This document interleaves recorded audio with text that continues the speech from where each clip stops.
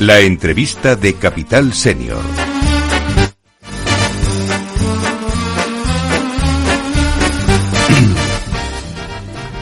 Decíamos al principio, como decíamos ayer, contamos en el estudio con un invitado de lujo. Bueno, nuestros invitados son siempre de lujo, ¿eh?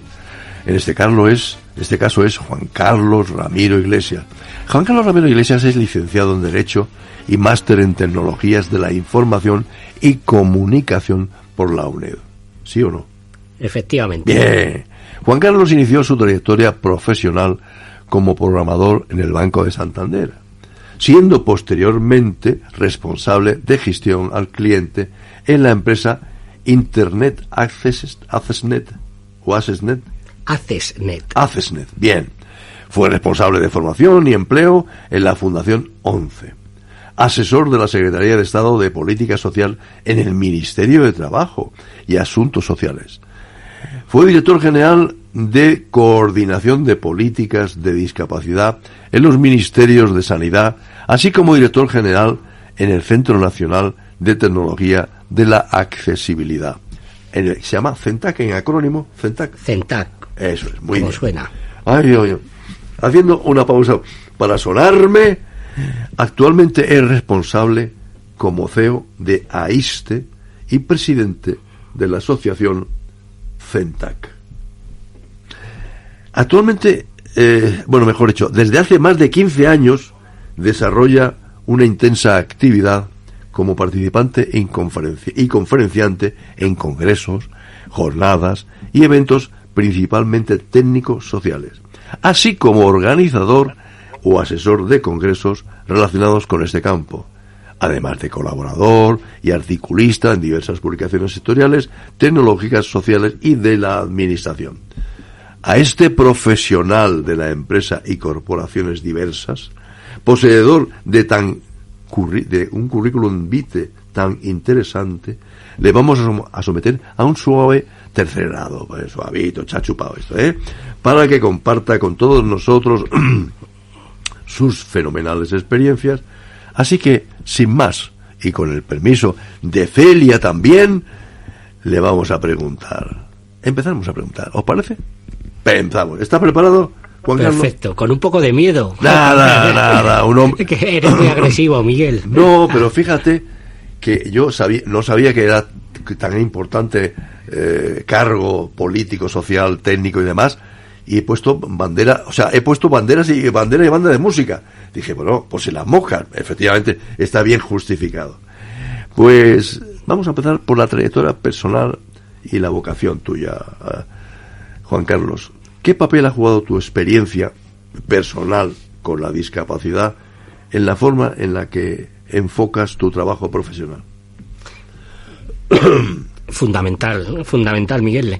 Yo lógicamente en la radio, igual que no se nota la ironía, tampoco ves la parte física de quienes estamos aquí, ¿no? Entonces, para quien no nos puede ver, tampoco se pierde nada. Yo soy usuario de silla de ruedas desde hace más de 40 años. Lógicamente, era muy jovencito cuando me quedé en silla de ruedas. Estaba estudiando, tenía novia, como todos los jóvenes en aquella época, y mi vida cambió radicalmente. Pero lógicamente, con toda la ilusión del mundo, yo quería formar mi familia, quería tener una vida normal, y para eso había que trabajar y había que esforzarse. ¿Qué es lo que pasó? Pues que empezó un nuevo mundo para mí. Pude, junto con mi mujer y siempre con la inestimable ayuda de mi mujer, terminamos una carrera de Derecho. Yo estaba trabajando en un banco, en el Banco de Santander, no es publicidad, es la parte de mi vida. Perfecto. Donde aprendí a programar también en los lenguajes aquellos que ya suenan a prehistoria. El Fortran 4, el no sé qué. Fortran, Pascal, el lenguaje máquina. Todo aquello, en los inicios del BASIC, el primer lenguaje visual, y posteriormente me cambié de empresa y aprendí a diseñar páginas web también, y a mí la tecnología me empezó a apasionar y me apasionaba. Eran los inicios, pero ahora cuando empecé a ver que yo en silla de ruedas y la tecnología por otro lado, lo que la tecnología podía hacer para mejorar mi vida y la vida de miles, millones de personas, ¿no? Entonces, yo iba por la calle, iba viendo los obstáculos, lógicamente empecé a conocer amigos con otras limitaciones, amigos con ceguera, con limitaciones auditivas, y me empecé a dar cuenta y esto, creo que tenemos un aliado fundamental, sí, y tenemos que ganar otro aliado más. Entonces fue cuando empecé a diseñar en mi cabeza, dije, ¿a quién tenemos que ganar como aliado que hoy en día no es aliado nuestro porque no nos conoce? Al mundo de la empresa. Efectivamente. Un mundo por descubrir. Totalmente. Y un mundo totalmente desconocedor de las limitaciones y necesidades del ciudadano y de la diversidad del ciudadano, donde tenemos ahora muchas más que entonces, pero tenemos personas mayores, personas con limitaciones funcionales, cognitivas, y la empresa porque tenemos el principio de mi razonamiento es que tenemos dos actores fundamentales en nuestra sociedad. Por un lado, la administración, la política, que siempre digo que es quien pone las reglas del juego, es decir, quien pone las leyes, quien hace las obligaciones, por un lado, es decir, la política, la administración, pero la administración no fabrica, obliga. Quien fabrica, quien inventa, como tú has empezado ahí, el empresario, el innovador, y quien vende a la administración lo que el ciudadano tiene que poner y tiene que usar, es la empresa. Entonces, a quien había que enseñar a hacer las cosas bien, accesibles y usables, era la empresa. La verdad es que, y eso me suele ocurrir cuando paso por delante de un hospital, digo, hay en el mundo en general, hay un montón de mundos. El mundo de los que sufren una enfermedad grave, aunque sea leve, pero es el mundo que sufre, que está en este edificio, que está sometido a una serie de reglas, fármacos y demás, y el mundo está en la calle. Es más, cuando sales del hospital, dices, bueno, esto es otra cosa. Es decir, y son mundos a veces impermeables. Quizá lo tuyo fue permeabilizar, puede ser, permeabilizar un mundo que era muy desconocido en aquella época, ¿podría ser? Sí, totalmente. Porque además aquí en España tenemos, para bien y para mal, tenemos, dentro del entorno social, la mayor estructura asociativa de Europa. En España tenemos el mayor número de asociaciones de todo tipo de toda Europa. Pero es un mundo que era endogámico, que se mueve en torno a sí mismo, muy cerrado, que no sale a la calle. Hoy en día hemos evolucionado, pero también. Y por otro lado está la sociedad civil, el mundo de la empresa, administración, por otro lado. Que como hay tanta separación entre unos y otros, no se genera esa transferencia de conocimiento de quien necesita algo a quien te lo puede ofrecer. Y si el que te lo puede ofrecer no sabe lo que tú necesitas, difícilmente lo va a fabricar, a inventar, a poner en marcha, y eso sigue pasando, ¿no? Entonces yo empecé a diseñar algo que luego fue mi lema, y algo que era una herejía entonces, que había que empezar a transmitir al mundo de la empresa que hay que trabajar en la accesibilidad como negocio y que tenía que ganar dinero con la accesibilidad para que yo viva mejor. Claro. ¿Recuerdas, Juan Carlos, ese momento clave que te hizo verle que la accesibilidad debería ser el eje central de tu carrera? Sí.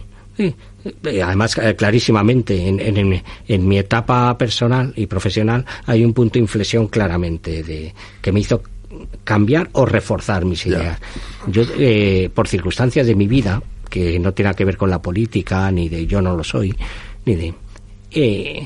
durante 7 años trabajé para el gobierno de España, porque me llamaron, digamos que me ficharon por casualidades de mi vida, y en esa época además coincidió que había que desarrollar una ley integral, que era la primera ley integral que hacía obligatorios los criterios de accesibilidad a un montón de a transporte, a administraciones públicas, la primera ley de lengua de signos y medio de comunicación, a infracciones y sanciones, y el primer Real Decreto de condiciones básicas a la accesibilidad a la tecnología, muy básica. Pues entonces, en ese Real Decreto, fíjate, Miguel, qué curioso, esto fue en el año 2007, regulábamos cómo tenían que ser accesibles las cabinas telefónicas, que ya no existen. Fíjate lo que son las cosas.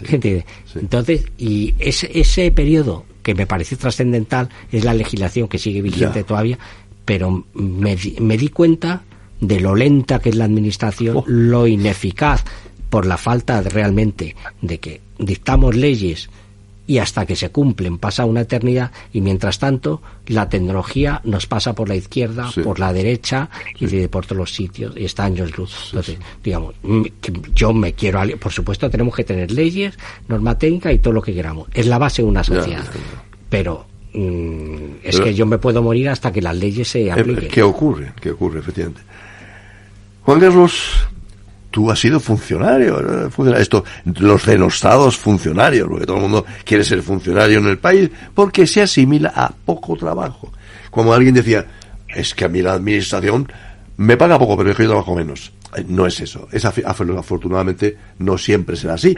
Pero no obstante, tú has sido funcionario. ¿Qué te llevaste en tu mochila o qué aprendizaje te llevaste de tu paso por la administración pública? Pues mira, uno fundamental, que para mí es esencial.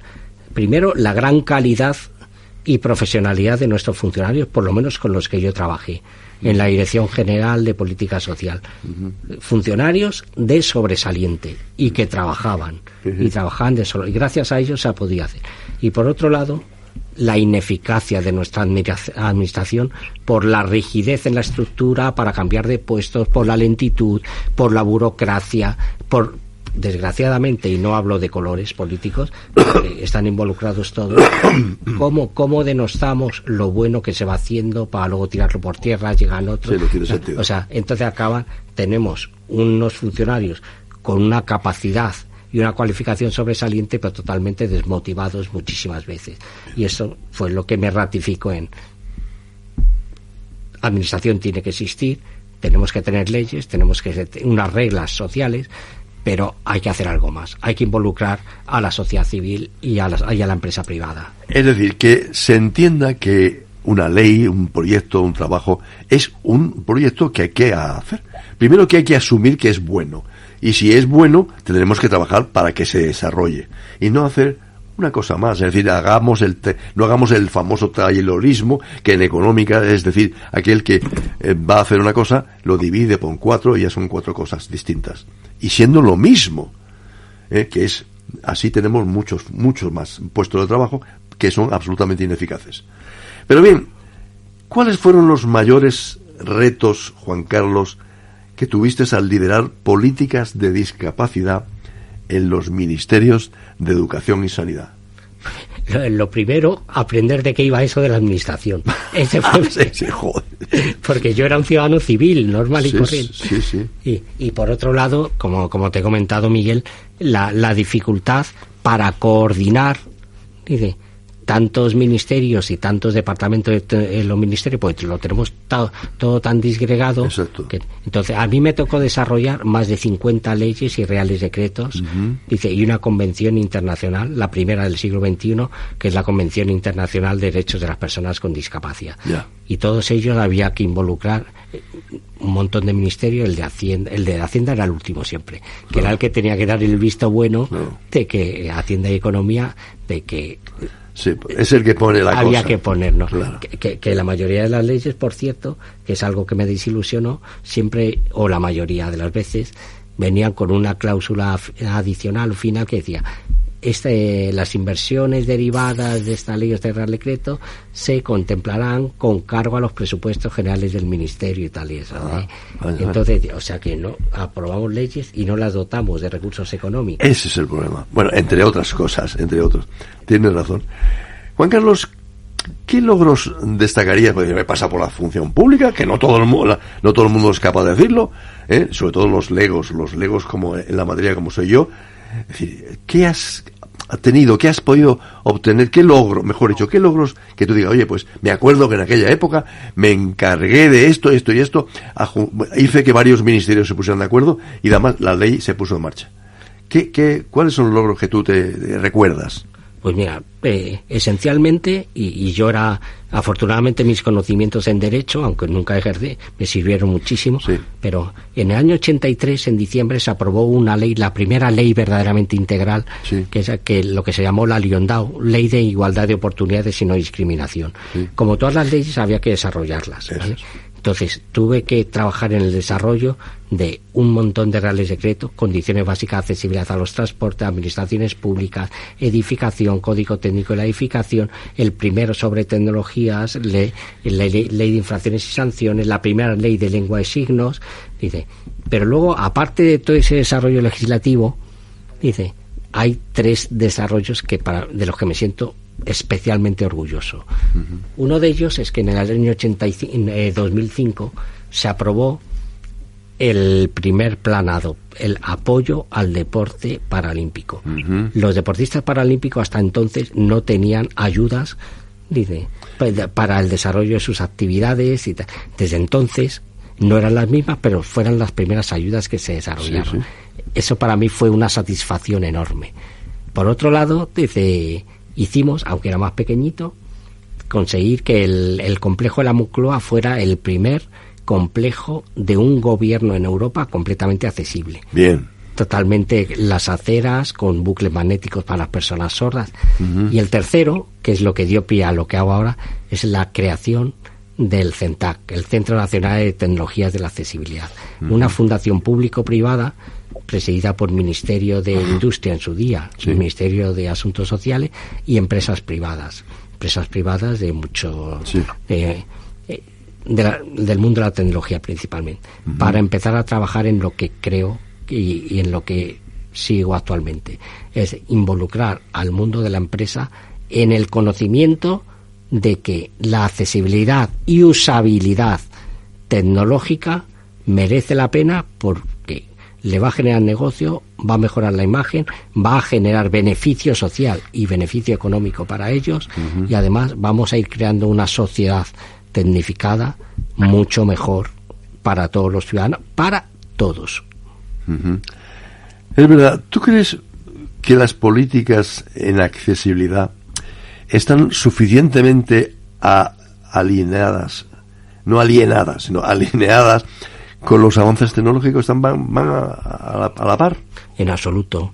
Van bastante por detrás y por la lentitud y por la burocracia que actualmente, dice, curiosamente, este año ha entrado en vigor una directiva europea que se llama para todos los países de Europa, donde habla de la obligatoriedad de la accesibilidad en productos tecnológicos y servicios. Pero es tan cortita, porque esto solo afecta, por ejemplo, a las páginas web, a cajeros automáticos, a libros electrónicos, a la información de los operadores turísticos. Es tan cortita que deja fuera. Estamos hablando de una directiva europea que entra en vigor este año, dice el 28 de junio, dice, y deja fuera la robótica, la inteligencia artificial, el Internet de las cosas, dice los coches inteligentes, etcétera, etcétera, etcétera. O sea, todo lo que hoy en día ya está y forma parte de nuestro, las Smart Cities las deja de lado, también las ciudades inteligentes. Entonces, es tan cortito que cuando queramos actualizar lo que tenemos, la obligatoriedad de productos y servicios tecnológicos, los Google, los Microsoft, los Facebook, los Apple, nos han pasado por la izquierda, por la derecha y nos están ofreciendo ya esos productos que la gente compra aunque le cueste de su dinero, porque realmente se convierten en imprescindibles para él. De ahí que, por ejemplo, las personas ciegas... Te voy a contar una anécdota, fíjate. Cuenta y no pares. ¿Verdad que sí, Celia? Que nos cuente. Alfredo, que nos va a contar. Bueno, de hecho, lo que está contando es una maravilla. Sigue. Fíjate que cosas que lógicamente tú no conoces, porque tú eres un experto en otro y sabes mucho más que yo. No, es apariencia pura esto, nada más. No, es la realidad, porque cada uno sabemos de lo que sabe. Pero fijaros, os voy a comentar una cosa que lógicamente no habréis detectado. Veréis que cada vez encontramos menos perros guía por las calles. Es verdad. Pues encontramos cada vez menos perros guía, afortunadamente, los podemos tener como asco. ¿Por qué? Porque la tecnología se ha convertido en perros guía. El 99% de las personas ciegas o con discapacidad visual utilizan los teléfonos de Apple, además, porque son los más accesibles. Entonces, te dan tantas soluciones de accesibilidad que te llevan por la calle, te guían, te dan la información, se han convertido en verdaderos asistentes tuyos y cada vez ven menos perros guías. Y es completamente habitual ver a una persona ciega con el teléfono que le va diciendo izquierda, derecha, para aquí, para allá, para tal.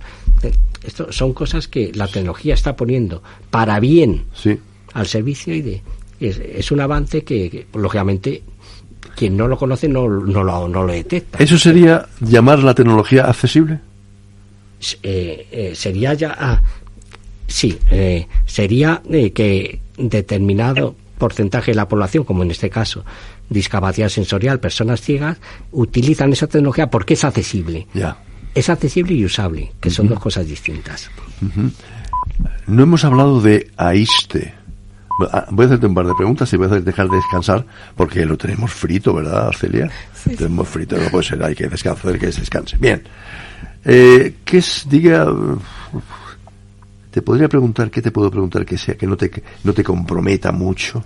Bueno, mejor dicho, AISTE, ¿qué es AISTE?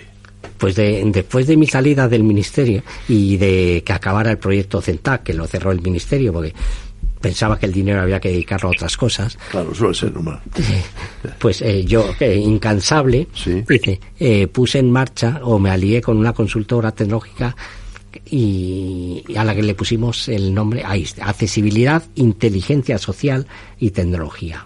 Es una consultora, como tu consultora es un emprendimiento privado, dice, ya no queremos subvenciones, no queremos aliados públicos, un proyecto privado. ¿Para querer ser independientes? Totalmente. Vale. Y para poner mi conocimiento, que afortunadamente he podido recopilar a lo largo de estos años, al mundo de la empresa y del emprendedor privado y de la industria, para enseñarles a que yo quiero ayudarte a que tú ganes dinero haciendo las cosas accesibles para que el ciudadano, la sociedad viva mejor.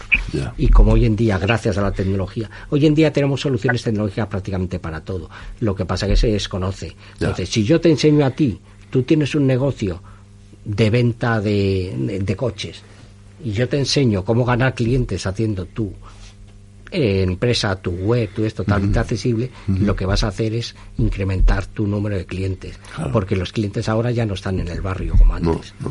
Pueden estar en Barcelona o en Tokio. Juan Carlos, ¿qué proyecto, hablando de AISTE, que no se nos falte, ¿qué proyecto de AISTE te hace sentirte especialmente orgulloso? Pues uno que es nuestro y que lo tenemos registrado a nuestro nombre, Miguel. Dime. Y pensando en las ciudades inteligentes, en las Smart Cities, porque a mí cuando oigo hablar de las Smart Cities, verás que todos los políticos y todo el mundo dice, el ciudadano en el centro. Sí. Bueno, habría que buscarlo muchas veces, pero en fin. Sí, y luego cuando empiezan a explicarlo, los coches se van a mover mejor, la economía menos humo, metal, y luego digo, ¿y dónde está el ciudadano? Que es el único que vive realmente en la ciudad. Entonces pensé, las ciudades con tanta tecnología no las estamos haciendo accesibles. Entonces creamos un concepto que es nuestro, insisto, al que le llamamos espacio integrado inteligente. Claro. Ese es exclusivamente nuestro. Y es en cualquier espacio de la ciudad, piensa un polideportivo, una universidad, dotarla de tecnología, guiados inteligentes que a una persona ciega le van diciendo, tecnología que hace que las personas sordas oigan, tecnología que permite encontrar tu plaza de aparcamiento libre donde esté. O sea, reúnes un conjunto de tecnologías de tal forma que cualquier ciudadano tenga las limitaciones que tenga o no, todas multidiomas, es completamente independiente. Y el proyecto más orgulloso, el año pasado hicimos dos, hacer el campus de la Universidad Francisco de Vitoria completamente accesible, con guiado inteligente, y el centro de mayores de la Vaguada del Ayuntamiento de Madrid. Pusimos 5 elementos tecnológicos. De mala memoria tuya, la Vaguada. Sí, bueno, pero no hay que ser rencoroso. No, nada más que... Y estoy muy orgulloso de eso. La verdad es que no, me dejas estupefacto porque es muy interesante lo que dices. Y sobre todo, ¿dónde está el hombre? ¿Dónde está la persona, el ser humano en el centro? ¿Dónde está el centro? A veces estamos como los partidos políticos, todo el mundo buscando el centro, porque parece ser que los extremos hace mucho frío, mucho calor, en fin, cosas de estas. Pero, ¿cómo se asegura AISTE, ya por terminar con AISTE, cómo se asegura AISTE ante las soluciones que es, perdóname, Dios mío, si me vierais, afortunadamente radio, y la radio es imaginación. Es el mejor modo de comunicarse en la radio, porque tiene imaginación. Y sobre todo, no te ven con el pañuelo sonándote. ¿Qué vamos a hacer? Hijo mío, ¿qué vamos a hacer? Bueno, ¿cómo se asegura AISTE que las soluciones que desarrolla realmente sitúan a la persona, todas estas cosas que hablamos, en el centro de las mismas proyectos? Pues mira, yo creo que hay 3 factores esenciales. Y yo insisto que yo no es que sea el mejor, ni mucho menos. Hay mucha gente mucho más válida que yo. Pero mi trayectoria profesional creo que me ha permitido conocer las 3 claves. Por un lado, la legislación, lo que es obligatorio y lo que se puede ir. Por otro lado, creo que tengo un conocimiento bastante profundo de la tecnología, de los productos y servicios que son accesibles. Y por otro lado, y esto es gracias a mi etapa por la administración, he podido conocer lo que necesita una persona mayor, una persona sorda, una persona ciega. Entonces, como conozco esas 3 claves del triángulo, puedo llegar a un sitio, a un polideportivo, a un ayuntamiento, a una universidad y decir, aquí hace falta esto, esto y esto, para que el que venga aquí a dar clase, a estudiar o de visita, sea completamente independiente, porque necesita esta tecnología. Ajá, muy bien. Alfredo, puedes preguntarle lo que quieras a este hombre. Es un pozo de sabiduría.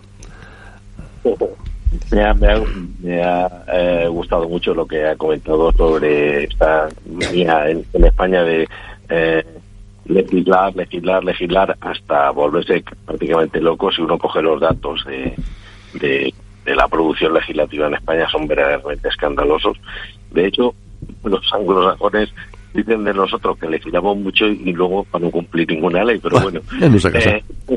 Y la verdad es que no me sorprende, pero viniendo de un profesional como él, esto de hacer las leyes y no dotarlas de presupuesto, me parece todavía mucho más rizar el rizo. La pregunta que le quería hacer es, como un profesional que no es político, como él mismo ha dicho, acaba pudiendo estar en ese universo con los profesionales de la política sin salir huyendo, ¿no? Si cuando ve cosas como la que él ha contado de estas leyes sin dotación presupuestaria, ¿no? Sí. El que ha vivido ese universo tan, no sé cómo calificarlo, de los políticos, sí, ¿no? Sí. Pues primero porque cada vez me fui convenciendo de que había que trabajar a corazón abierto en ello. Y por otro lado, porque me encontré, como he dicho antes, gracias a un grupo de profesionales, de funcionarios, que pusieron toda la ilusión, que se ilusionaron con el proyecto, con lo que hacíamos, con el desarrollo de las leyes. Entonces era muy fácil trabajar y muy fácil cuando querías mandarlo todo. Hacer puñetas. Sí, yo iba a decir a la mierda, aunque estemos en la radio. Caca, vale, estupendamente. Dice, porque yo la verdad es que a mí me llevaban los demonios, Miguel. Sí.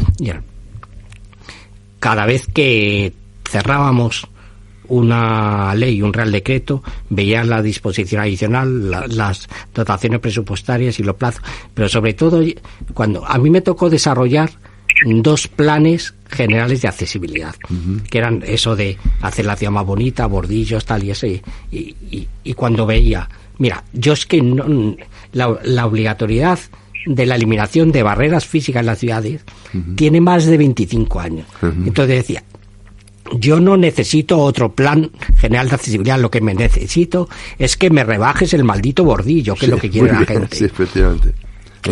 Pero el cómo no salí corriendo, sí. Pues gracias a la ilusión que pusieron todos los amigos, dejé amigos, muchos, en la administración, los funcionarios, y porque creía en la importancia de lo que estábamos haciendo. Si no, lo hubiera tirado todo, vamos.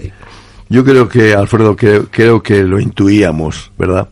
Pero él nos ha iluminado con la verdad. ¿Por qué? Ya lo sabes. En fin, vamos a empezar un poquillo, porque efectivamente accesibilidad todos lo intuimos o pensamos que es cosa de elementos de arquitectónicos. Lo demás no nos parece tan necesariamente accesible.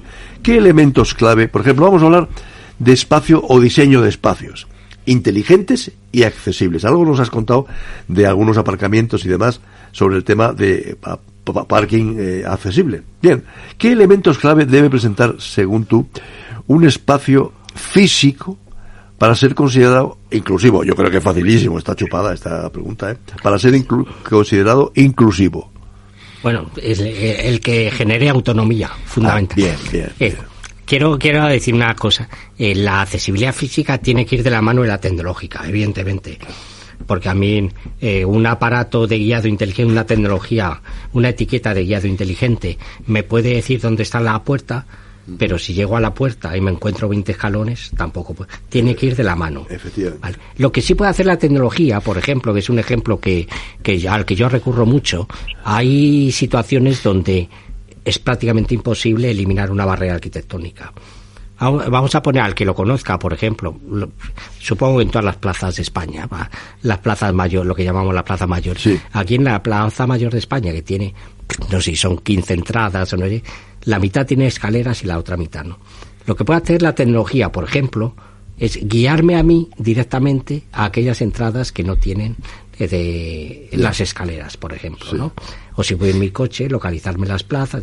Pero lo que tiene que hacer la tecnología es darme la mayor autonomía posible para que yo por mí mismo tenga la limitación funcional, o por la edad, o por lo que sea, o por el idioma, sea lo más autónomo posible. Sí.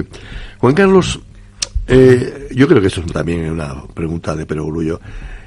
¿Cómo cambia el diseño? La pregunta es, ¿cómo cambia es el diseño arquitectónico cuando estoy proyectando una cosa o se piensa una cosa desde el principio? Yo creo que es facilísimo. Esta está vamos a 0,5 centavos de la respuesta, ¿eh?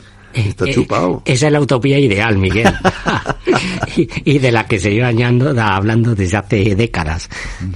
Lo lógico, sí, pero es por falta de conocimiento, insisto. Ya. Por falta de conocimiento, por cómo hacer bien las cosas. Lo que se hace bien desde el principio, bien acaba, como tú bien decías antes. Sí. Ahora, también es verdad que a veces da la sensación de que cuando se está haciendo una cosa, bueno, es que lo pide la ley dice esto. No, mire usted, no es que la ley diga esto, es que estamos convencidos de que si ahora esta comunidad de vecinos, por ejemplo, es joven, dentro de un tiempo, si siguen viviendo aquí, serán menos jóvenes y tendrán problemas de accesibilidad. Es decir, no lo hago porque voy a cumplir. Lo digo porque en su momento diseñé una casa rural y me acuerdo que cuando placas solares, y dice, no, ponga usted, que ponemos 3. Vamos a ver, ¿las placas solares para qué son? Será para consumir energía, para ahorrar energía, para captarla y sea más barato, ¿sí? No por cumplir la ley. O eso ya o no es así. No, totalmente. Dice, es que no se trata de cumplir la ley, porque ese es uno de los grandes problemas que tenemos. Es la cortedad de miras, dice, tanto a nivel de administración como social que tenemos. En España, no solo en España, en Europa, tenemos un problema que le está costando muchísimo dinero a las administraciones públicas y que no saben cómo resolver. Y es el envejecimiento de la población. Porque no hace falta que tú vayas en silla de ruedas, pero evidentemente con 80 años tú no subes las escaleras como cuando tienes 20 años. Dice, y los problemas que está acarreando el envejecimiento de la población en la seguridad social, en los costes sanitarios de las administraciones públicas en aquellos países que no lo tienen, es tremendo. Entonces, lógicamente, tenemos que ir a una tendencia de la prevención y de vistas a largo plazo, como hace la tecnología.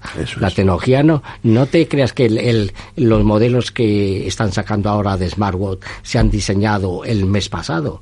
Aquí hay una serie de ingenieros y economistas dentro de las grandes multinacionales que están pensando, cuidado, ya lo que van a sacar dentro de 2 años para vender más que el que tengo al lado. Dice, pues en la administración pública, en las políticas sociales y de inversiones hay que trabajar exactamente igual. Pero como se trabaja con cortedad de miras, lo que hacemos es sacar leyes sin obligaciones. Exactamente. Y además con poco convencimiento del propio ciudadano, porque no entiende que un día será viejo, o será mayor, o será... Voy a decir senior, no, es otra cosa. Senior plus, podría ser. Bien. Juan Carlos, ¿recuerdas algún caso de éxito donde se haya transformado un espacio tradicional en un verdaderamente accesible? ¿Alguna? De vivienda, sí, de la vivienda, sociedad civil. de la sociedad civil. Nosotros no lo hemos hecho, no trabajamos en nuestro campo. Dice, pero afortunadamente lo que sí puedo decir es que, y en esto sí tiene gran parte de el avance mental de la sociedad y la legislación, las edificaciones nuevas se acercan bastante se acercan, bueno, no es un consuelo, sí. Las administraciones, ¿no? O sea, tienen unos niveles de accesibilidad y usabilidad en general bastante decentes, y esto sí es mérito del avance social. Sí, es menos mal. La verdad es que ahora hay una peste por cumplir la accesibilidad de portales y de escaleras, pero porque no ha habido más remedio, porque no nos hemos preocupado antes de semejante cosa. Juan Carlos, vamos a hablar de personas mayores. Yo soy mayor, tú no eres mayor. Esta mujer no es mayor. Es muy jovencita. Es muy jovencita. ¿Sí? Y que estará pensando, Dios mío, este fósil, este retablo. No. Al final se te acabará también el tiempo, ese tiempo precioso que tienes, aprovechalo. Bien, ¿qué opinas? O mejor dicho, ¿qué papel juegan las personas mayores en tu visión de una ciudad inclusiva? Esencial. ¿Sí?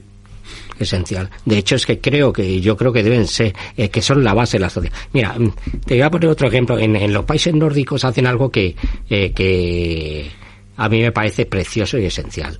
Dice, en vez de echar a la gente a la calle, a nuestros mayores de 50 y pocos años, sí, que ya profesionales que valen su peso en oro, muchos de ellos, dice, en vez de echarlos a la calle, los utilizan como lo que antes, en la Edad Media y en el periodo anterior, denominábamos los maestros que enseñaban a los aprendices. Efectivamente. Entonces establecen periodos de transición para dotar a nuestros jóvenes, a los jóvenes de los países nórdicos, del conocimiento y la experiencia que ellos han tenido a lo largo de los años, en vez de largarlos a la calle. Dice, los mayores tienen algo, lo primero para mí, tienen una capacidad de esfuerzo, de trabajo y unos principios que ya quisieran la mayoría de los jóvenes, y no lo estoy diciendo como denostación. No. Dice, tiene una fortaleza bestial, pero tiene unos conocimientos que nosotros nunca los jóvenes nunca van a poder adquirir, porque nosotros, con nuestra edad, hemos vivido un periodo de transición que hemos pasado completamente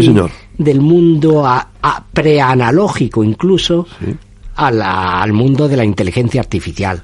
Y eso nos ha dotado una capacidad de asimilar, de aprendizaje continuo, para poder luego también enseñar a nuestros nietos y disfrutar con nuestros nietos, y que si fuéramos inteligentes y aprovecháramos ese conocimiento y esa experiencia para generar una sociedad mejor, otra sociedad tendríamos, desde luego. Posiblemente. De hecho, cualquiera de nuestros abuelos es capaz de haber conocido la radio galena, cómo se sintonizaba a través de la galena, ¿no? Y después, no te puedes imaginar, aquello es una cosa prehistórico, pero, oye, existió. Y ese mismo persona pues ha visto el teléfono móvil y ha visto la transformación industrial, ha visto un montón de cosas, al final, para llegar a la inteligencia artificial, que ya él no va más, la inteligencia artificial, todo es inteligencia artificial. No sabemos si tenemos inteligencia natural, pero bueno, artificial creo que la estamos intentando adquirir.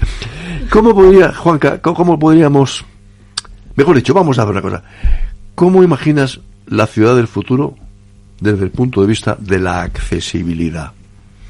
Yo soy muy optimista, pese a todo lo que estoy diciendo, soy muy optimista, pero porque creo mucho en la tecnología, de hecho, y creo mucho en la inteligencia artificial, pese a todas las sombras que tiene entonces creo que la ciudad inteligente verdaderamente sí va a estar a disposición del ciudadano, y muy pese a los humanos, sí, eso iba a muy pese a los humanos, en contra de, porque el ciudadano normal, ten en cuenta que a nosotros, y tenemos que ser realistas, Miguel, yo tengo 72 años, nosotros tenemos fecha de caducidad. Es un chaval.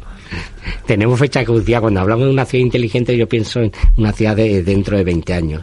Y dentro de 20 años hay algo que gracias a la inteligencia artificial se habrá conseguido. Y es que la ciudad sea adaptativa. Bien. Adaptativa a las capacidades y condiciones de cada ciudadano. Es decir, que si yo voy a pasar por un sitio, por ejemplo, dice, la puerta se autorregule en función de si yo voy más deprisa o menos deprisa. Dice, o si necesito que un avatar generado con inteligencia artificial me hable en un lenguaje más comprensible, porque yo tengo alguna limitación cognitiva, lo que sea capaz de transmitirme ese.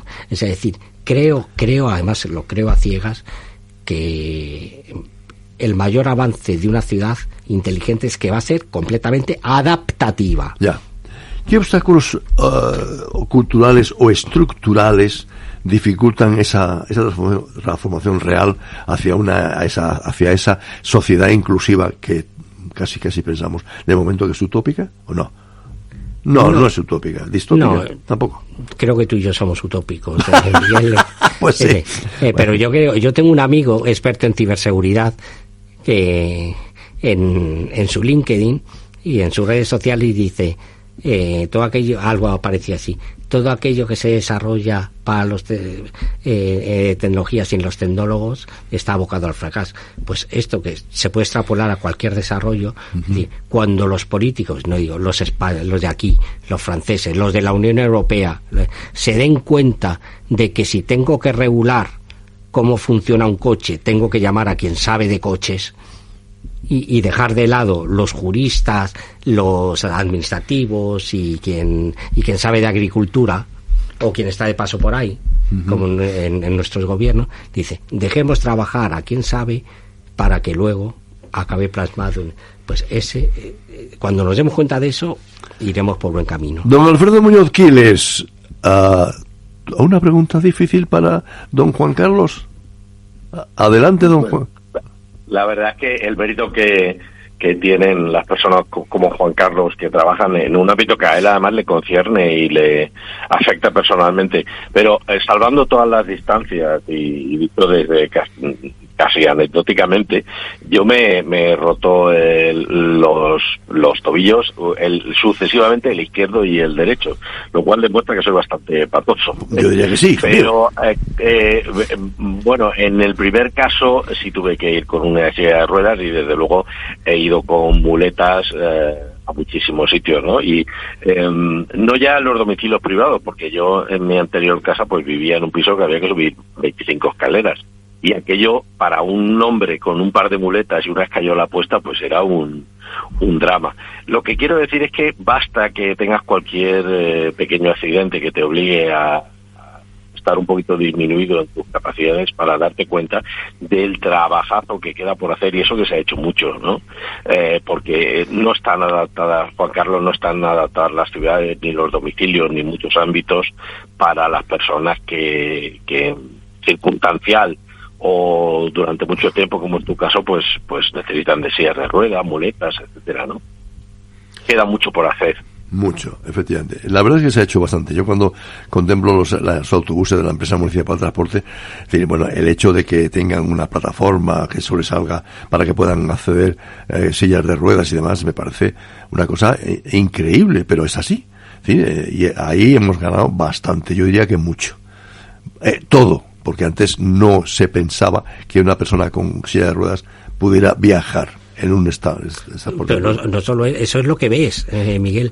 Pero si te fijas, por ejemplo, los taxis ya lo llevan y los autobuses ya lo llevan. Hay unas etiquetitas de colores que están en muchas ciudades de una empresa española que se llama Navilens, y no es publicidad, es que lo hacen muy bien. Muy bien, adelante con los colores. Y que las detectan los móviles sin enfocar, sin tener que ir enfocando, y te dan toda la información del autobús, del transporte, de las tarifas, a dónde vas, a dónde tal, no sé qué. Son etiquetas inteligentes, o que te dicen por dónde tienes que ir por la calle. Son las etiquetas Navilens, una empresa española de Murcia, fantástica, y lo tiene puesto en los metros de Nueva York, de Tokio. Entonces, la plataforma la ves, pero hay mucha tecnología que existe y que la puedes poner a disposición del ciudadano, y que a mí la etiqueta no me sirve para nada. Me sirve si quiero informar, pero le sirve a una persona ciega, por ejemplo, a una persona mayor, o que está lejos. Es curioso esto. Dices... Sí, dejadme que cuente una anécdota que me pasó no pares. en esta tesitura, ¿no? de romperte un pie. Me llamó, como diría el clásico querido Miguel, poderosísimamente la atención, que diría el maestro García. Me llamó muchísimo la atención cuando tuve que ser usuario de los aeropuertos de España. Yo además he dado mucha formación en AENA, en lo que es la primera empresa del mundo en gestión de espacios aeroportuarios, y además es española. Bueno, pues me llamó muchísimo la atención cómo me atendieron cuando llegué a los aeropuertos, con qué, ¿por qué no decirlo?, con qué cariño, con qué diligencia te recoge la gente en la puerta de los aeropuertos, te llevan con una silla de ruedas o incluso con algún especie de cochecito eléctrico, pero es que además lo hacen con una sonrisa, con un buen hacer, con una educación, con un cariño, que verdaderamente si todos nos lo aplicáramos en nuestro trabajo, pues otro gallo nos cantaría, ¿no? Sí, Esto sí. me sorprendió muchísimo, gratamente, evidentemente. Bueno, pues yo creo que hemos tenido esta noche y en Capital Senior de Capital Radio, no nos olvidemos, hemos disfrutado recorriendo de la mano de Juan Carlos Ramiro Iglesias y de, como siempre, nuestro inefable talentólogo que acaba de hablar, Alfredo Muñoz Quiles, y también de Celia. Bueno, Celia, lo que pasa es que Celia está ahí callada. Ah, bueno, estaba preocupado porque es que el técnico, sabes que siempre me dice, que te falta tanto, y ya nos mata. Este es un hombre duro, ¿verdad? Que es un duro. Bueno, ¿qué le vamos a hacer? Oye, él cumple con su obligación y los humanos solemos enrollarnos demasiado. Esta noche, como decía antes, hemos visto con los ojos de la imaginación la experiencia de un veterano luchador, don Juan Carlos Ramiro Iglesias.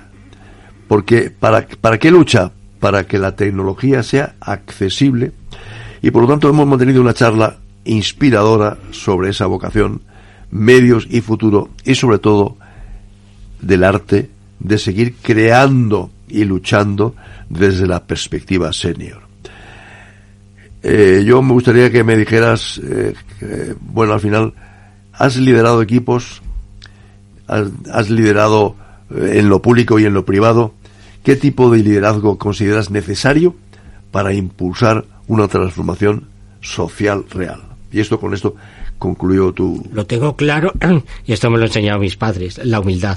La humildad para saber que todos necesitamos todo, y no estoy hablando de lo físico, estoy hablando a nivel de conocimiento. Sí. Si nos damos cuenta de que debemos dejar los egocentrismos de lado, y que yo necesito tu conocimiento, Miguel, y el de Alfredo, y el de Celia, y eso, para montar un proyecto verdaderamente serio y eficaz, entonces nos daremos cuenta de que no tiene que haber jefes, sino tiene que haber cooperación de liderazgo, unos por la juventud, otros por la experiencia, otros porque han sido ingenieros y otros porque han sido médicos, dice, y otros porque han sido pescaderos. Sí, unimos todo eso y tenemos un proyecto de éxito con toda humildad y sin liderazgo y egocentrismos. Pues con la humildad que te parezca oportuna, Alfredo, despídete de tus fans.